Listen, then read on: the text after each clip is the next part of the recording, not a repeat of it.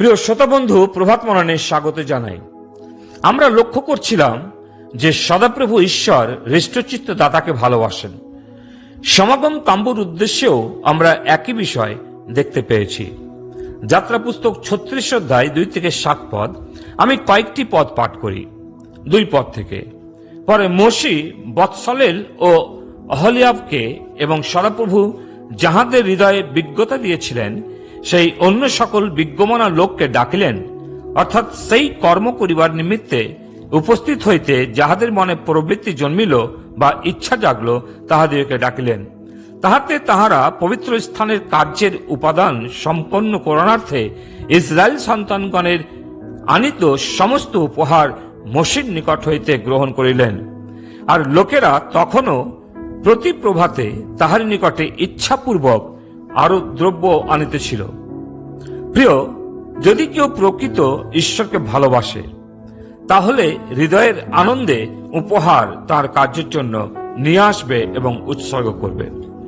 Israel সন্তানেরা এত বেশি আনতে শুরু করেছিল যে প্রয়োজনের অতিরিক্ত উপহার এসেছিল। ফলে মোশি বলেছিলেন, আর উপহার আনতে হবে না, বন্ধ করুন। আসলে প্রভুর দাসদের মোশির মতো হৃদয় প্রয়োজন। যখন প্রয়োজন পূর্ণরূপে মিটে যায় তখন স্বচ্ছতার সহিত বলা উচিত, আমাদের যথেষ্ট হয়েছে, আর উপহার আনতে হবে না। কিন্তু বর্তমানে তার বিপরীত। যেমন সলোমন রাজা লিখেছেন, জোঁকের 2টি কন্যা আছে, যারা বলে দেহি দেহি, মানে দাও দাও। কখনো জোঁক সন্তুষ্ট হয় না, তাদের উদর সন্তুষ্ট হয় না। রাজা দাউদ মৃত্যুর পূর্বে বলেছিলেন সলোমন ও ইসরায়েল সন্তানদের সাক্ষাতে, প্রথম বংশাবলী 29 অধ্যায় 16 পদে, হে আমাদের ঈশ্বর সদাপ্রভু, তোমার পবিত্র নামের উদ্দেশ্যে এক গৃহ নির্মাণ করিবার জন্য আমরা এই যে দ্রব্য রাশির আয়োজন করিয়াছি, এই সকল তোমার হস্ত হইতে আসিয়াছে এবং সকলই তোমার প্রিয়। প্রিয়, আমরা যখন উপহার উৎসর্গ করি আমাদের মনে রাখা উচিত, আমি ঈশ্বরকে উপহার দিচ্ছি, এবং যিনি উপহার প্রাপ্ত হন তার মনে রাখা উচিত যে উপহারটি কোনো মানুষ থেকে নয়, কিন্তু ঈশ্বর মানুষের দ্বারা আমার প্রয়োজন মিটিয়েছেন। সমস্ত দানটি ঈশ্বর থেকে প্রাপ্ত। অতএব যিনি দিচ্ছেন এবং যিনি গ্রহণ করছেন কেউ যেন শ্লাঘা না করে।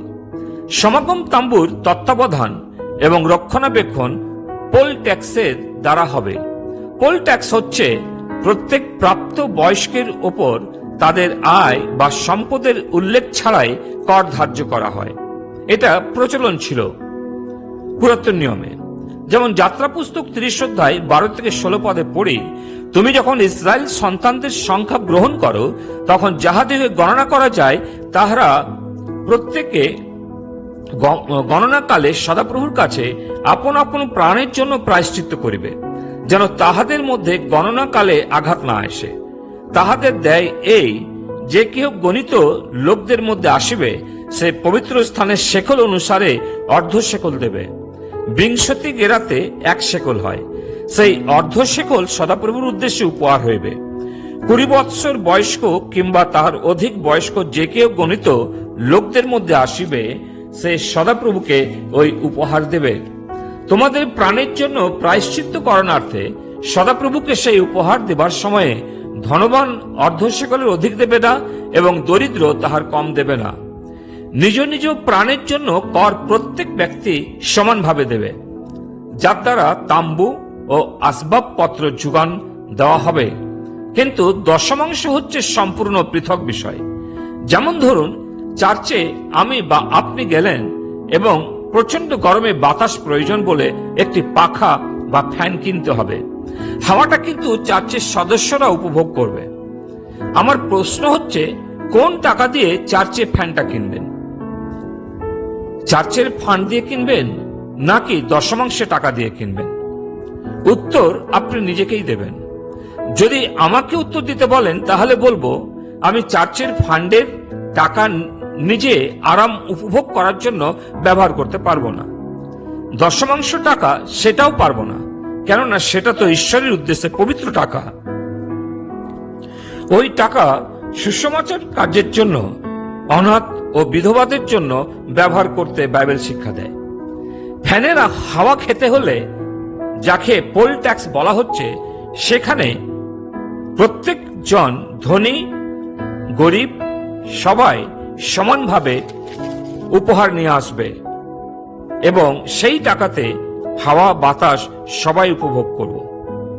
যে পোল ট্যাক্স আমরা যাত্রা পুস্তক 30 অধ্যায় 12 থেকে 16-তে পাঠ করি, এবং এই পোল ট্যাক্স জোয়াস রাজা আদেশ দিলেন সকলে যেন কর নিয়ে আসে, যেন সদাপ্রভুর গৃহে মেরামত করতে পারেন।